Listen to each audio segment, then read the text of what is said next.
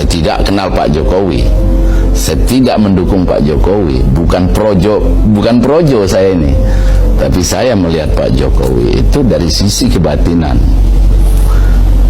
dari sisi keleluhuran.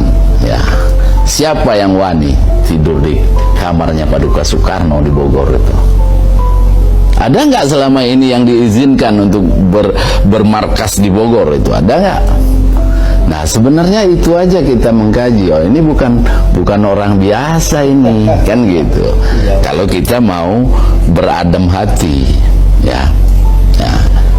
Karena seorang presiden itu harus bersifat nasionalis. Dia tidak bisa pro satu agama. Nah, karena bicaranya Bhinneka Tunggal Ika. Ini meyakini bahwa Presiden Jokowi itu adalah keturunan langsung dari Sunan Giri. Kiai Nitimenggowo punya anak Syekh Abdul Jalal. Syekh Abdul Jalal ini adalah anunya Pangeran Diponegoro ya ketika itu. Terus Kiai Abdul Jalal punya anak Abdul Jalal. Abdul Jalal yang ini punya anak Kertotrumo. Kertotrumo punya anak Abu Bakar. Abu Bakar punya anak Muhammad Qorib.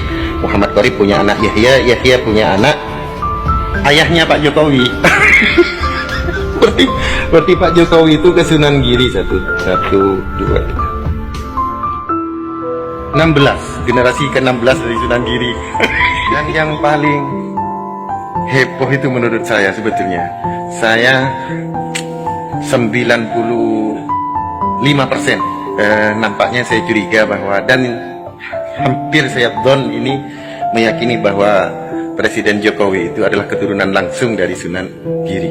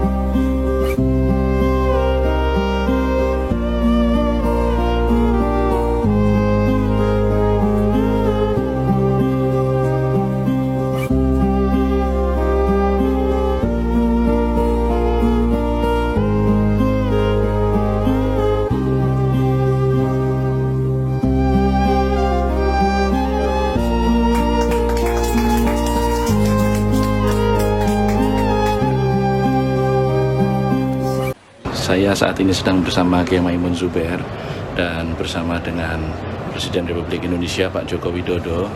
Barangkali ada pesan Mbah yang mau disampaikan untuk para santri. Ya pasti. Okay. Saya sampaikan supaya bisa santri-santri itu ya ikut Kiai. Jadi Pak Jokowi orang Jawa dan Islam, dan saya yakin ini akan menjadi besarnya Islam dan besarnya kemakmuran bangsa. Terus sak mangke pitedah kagem santri mbok pilih Mbah kagem Pilpres. Ya harus yang ikut saya kan. Nggih. Datang Pak Jokowi. Ya Pak Jokowi ya siapa lagi? Nggih. Yang didamping saya ke Pak Jokowi. Nggih. Pangestunipun Mbah. Iya. Nggih. Matur nuwun Mbah. Matur nuwun Pak Presiden. Iya. Saiki jajal wong Tugu sak kecamatan Tugu sing kaji-kaji nglumpuk. Tak takoni, sampean iso nyogok juru kunci Ka'bah mlebu ning jero Ka'bah iso ora kowe? Kok mboten ngertos kok. Kira-kira ngono kok mboten ngertos wong aku ya urung wae. Misale sampean kaji terus nyetuki juru kunci ning Ka'bah. Ya Sayyidi, iftahi biyabil Ka'bah. Hadzalah duit emas batangan sak tumbu kok ngene. Hadzalah iftahli babal Ka'bah, sampean buka lawang Ka'bah. Lihat kulafi, aku pengen lebu ning jero ne. Ya cekel wong dianggep teroris mawon. Ndak iso, enek wong kaji sak tubuh lah, Indonesia lah nyogok juru kuncine makam Kanjeng Nabi, awakmu ziarah ning ngarepe sarane Kanjeng Nabi, iso? Ora iso. Dan itu terbukti Pak Jokowi iso mlebu Ka'bah. Terbukti Pak Jokowi dibukane ziarah ning gone Kanjeng Nabi, sila ning makame Kanjeng Nabi. Lah mulai kok dilokne Fir'aun iku ya goblok kok. Dek dhewe lho ngomong kon kaji kon mlebu Ka'bah. Saya jamin kesulitan, nggak bisa. Apa nek ziarah ning makame Kanjeng Nabi sulit, Bro.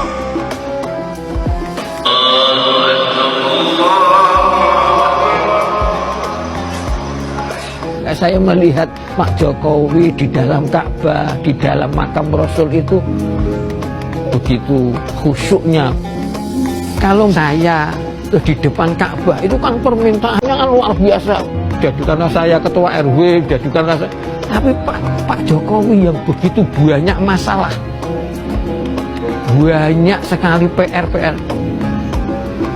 Doa yang saya dengar hanya 2 kalimat atau 3 kalimat.